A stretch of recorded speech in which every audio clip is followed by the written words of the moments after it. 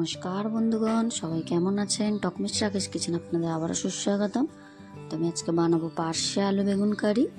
দেখুন, আমি এখানে ছোট ছোট পার্শে নিয়ে এসেছি, খুব বড় নয়, একেবারেও ছোট নয়। এই পার্শেগুলো কিন্তু খেতে ভীষণ স্বাদ হয়। তো আমি বাজার দিয়েই কেটে এনেছি। তো বাড়িতে এনে ভালো করে ধুয়ে পরিষ্কার করে নিয়েছি। নিয়ে নুন আর হলুদ আমি মাখিয়ে এটাকে রেখে দেবো। আর সবজিগুলো আমি কেটে নেবো। তো দেখুন, এটা কিন্তু ভীষণ সুস্বাদু একটি রান্না, পুরো ইলিশ মাছের মতন খেতে হয়। তো আমি আরও যেসব জিনিস দিচ্ছি সেগুলো ভালো করে দেখুন এবং পুরো ভিডিওটি দেখুন, তাহলেই বুঝতে পারবেন। আর ভিডিওটি ভালো লাগলে অতি অবশ্যই লাইক, কমেন্ট, শেয়ার এবং একটা সাবস্ক্রাইব করতে ভুলবেন না। তো আমি এখানে বেগুন কেটে নিয়েছি, একটা আলু দিয়েছি, সেটা কেটে নিয়েছি, আর আধখানা পেঁয়াজ দিয়েছি অল্প, এটাকে কেটে দিয়েছি, আর একটা টমেটো দিয়েছি, আর এখানে সর্ষে আর কাঁচা লঙ্কাটাকে আমি বেটে নিচ্ছি। তো দেখুন, আমি এটাকে পেস্ট করে নিয়েছি। আর এদিকে আমি কড়াইতে সর্ষের তেল দিয়ে দিয়েছি। এই রান্নাটা পুরোটাই আমি সর্ষের তেলে করব, পুরো একদম ইলিশ মাছের মতন করব। দেখুন, ভীষণ সুন্দর খেতে হয়। তো মাছগুলোকে আমি একে একে ভেজে নিচ্ছি। দেখুন, কড়াই গরম আর তেল ভালো গরম হলে মাছ কিন্তু ইজিলি খুব সুন্দরভাবে উঠে যায় এবং ভীষণ সুন্দরভাবে ভাজাটা হয়, ভেঙে যায় না। তো ছোট হোক যাই হোক, কড়াটা কিন্তু ভালো করে গরম করে নিয়ে তারপরে তেলটাও ভালো করে গরম করে নেবেন। তো দেখবেন যে কোনো মাছ খুব সুন্দরভাবে উঠে যায়। তো একে একে আমি সব মাছগুলোই ভেজে নিচ্ছি।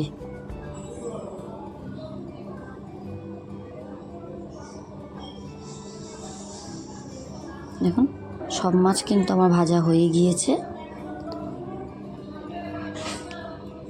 এখন আমি ওই তেলের মধ্যেই বেগুন দিয়ে নিচ্ছি। বেগুনগুলোকেও আমি ভেজে নেব। এতে কিন্তু ঝোলে যখন বেগুনটা দেব তখন কিন্তু বেগুনটা গোটা থাকবে, আর পরে দিলে কিন্তু ঘেঁটে যাবে। তো অবশ্যই বেগুনটাকে আগে ভেজে নেবেন আপনারা একটু। কড়াইতে আরও একটু সর্ষের তেল দিয়ে দিয়েছি। দিয়ে এবার আমি ফোড়নটা দেব। কালো জিরা ফোড়ন দিয়ে নিয়েছি।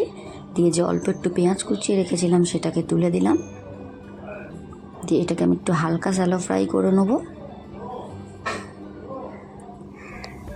দেখুন, এটা কিন্তু হালকা হতেই আমি আলুটাকে দিয়ে দিয়েছি। জাস্ট 1 মিনিট মতন নেড়েছিলাম পেঁয়াজটা, তারপরে আমি আলুটাও দিয়ে নিয়েছি। এবার আলুটাও ভাজা হয়ে যাবে, পেঁয়াজটাও ভাজা হয়ে যাবে।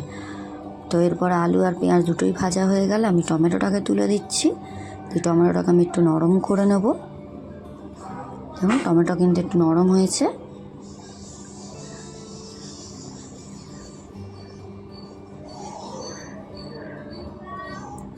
তো এটা হয়ে গেলে এবার আমি একটু নুন আর হলুদ দিয়ে নিচ্ছি স্বাদ মতো, আর একটু কাশ্মীরি লঙ্কা গুঁড়ো দিচ্ছি। আমি কিন্তু ঝাল লঙ্কা গুঁড়ো দেবো না, কারণ আমি কিন্তু সর্ষে পেস্ট করার সময় আমি 2টো কাঁচা লঙ্কা দিয়েছিলাম। তো আমি আর ঝালের জন্য লঙ্কা দিচ্ছি না। আপনাদের যদি প্রয়োজন হয় আপনারা অবশ্যই দিতে পারেন। তো মশলা আলু দুটোই ভালো করে কষা হয়ে গেলে আমি বেগুনটাকেও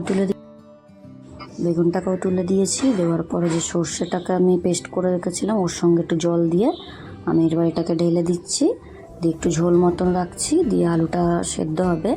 তো এই জন্য পরে কিন্তু আমি আরেকটু সামান্য জল দিয়েছি। এই দেখুন, সামান্য একটু বেশি দিয়েছিলাম জলটা।